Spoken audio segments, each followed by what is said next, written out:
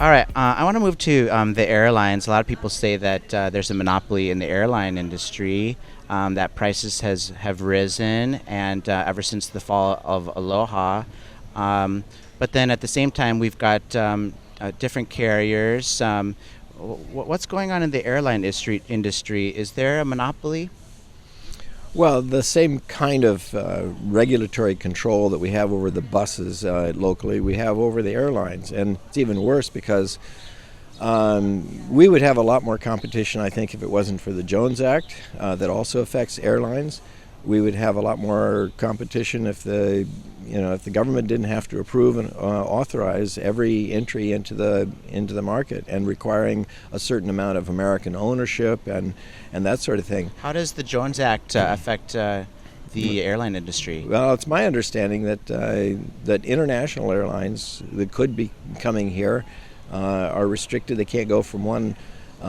Ships can't go from one American port to another American port, and it's my understanding that airlines are restricted in the same way, so that it reduces a lot of the traffic that we could get from a multitude of international carriers, as well as the restrictions on ownership. That say, well, to operate an American airline service, you have to have some American degree of ownership, and I think that just eliminates a lot of possibilities.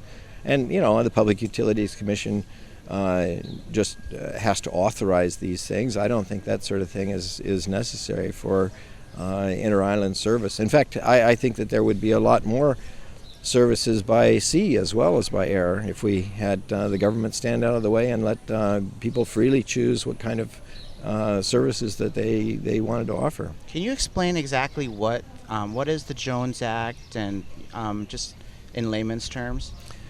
Yeah, the Jones Act says that if you want to go from one American port to another American port, you've got to be on an American-owned vessel, American-operated vessel, built on a vessel that was, operating on a vessel that was built in America, and an American flag vessel.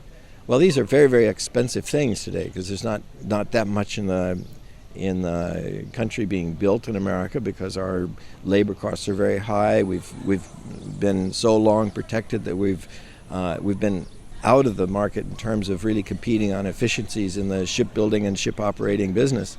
And do they cause our prices here to rise? They do very much so.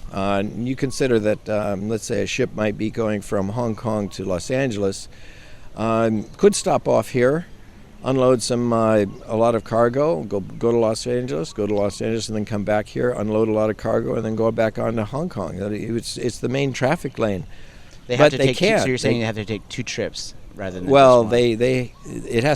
they can't stop here at all and then go on to another American port. So that means they have to bypass Hawaii, and then they can go into Los Angeles. And then they have to ship by Matson or Horizon in order to be able to have anything come here. And Bloomberg has recently indicated that's raised our costs maybe as much as 30%. There's a lot of different analyses done by the International Trade Commission and others, but it has undoubtedly raised our costs a lot, shut down a lot of businesses, eliminated a lot of opportunities, whereas we should be the hub of the Pacific. We should have a port here like Singapore, where you take people and ships and from all over the world and freely operating at low costs. But without the Jones Act, we would see a lot of things on the island 30% cheaper? I think there'd be a lot cheaper. I don't know exactly how much. Yeah. Each item would vary, but the point is the free market allows a lot more opportunities for lower costs, better service, and more innovation. Just jumping around the board here, I'm wondering about balancing the budget. If you could balance the state's budget, what would you keep and what would you cut? Oh, well, I'd cut right away everything that's going into this railroad on Oahu. I've always been puzzled. Well, why is this an expense that people from all the islands are going to have to bear too? But even beyond that, this is a cost that is greater than the new Panama Canal, and I'm very, very suspicious about any of the information that is said is so feasible when these costs and these analysis, the politicians are so closely connected through their campaign funding and even the money that was supposed to be spent on so-called education of the public was spent really primarily promoting the pro-rail operation. But don't we need rail because it's so congested on Oahu and I mean, wouldn't it just get worse and worse? Oahu is pretty congested already. Well, this goes back to my first point that for 70 years we've had no competition with public transportation. You know, how much more attractive could a public transportation be if we really had competition with the bus and you had opportunities for people to provide a variety of services? I'd also much prefer a thing called variable road pricing, where you have people during rush hour pay for the road a fee for using it during a peak rush hour, in which case people would moderate their usage of the road so that you'd have much freer flowing all day long. And besides, the major obstacle during the rush hour in recent days has just been the government's bad timing for their repair jobs. Yeah, we've all seen that. But you're saying that roads are congested because they're free. Yeah.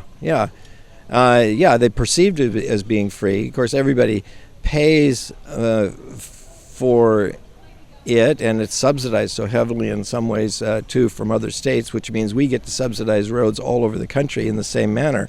So it's not really free to us, but it's perceived as being free. And suppose that you could go into the store and every store said, well, steaks are free this week, you know. Well, there'd be a lineup of steaks and they'd be gone pretty quickly. Everybody would be taking the thing that's free when it's really not. There ain't no such thing as a free lunch. Somebody's got to pay for it somewhere. And if you disconnect the use of it from the guy that's paying for it, then you're not going to have wise use. I mean, it's just like, were you going to spend your own money better or his money better? You know, right. you spend your own money a lot better.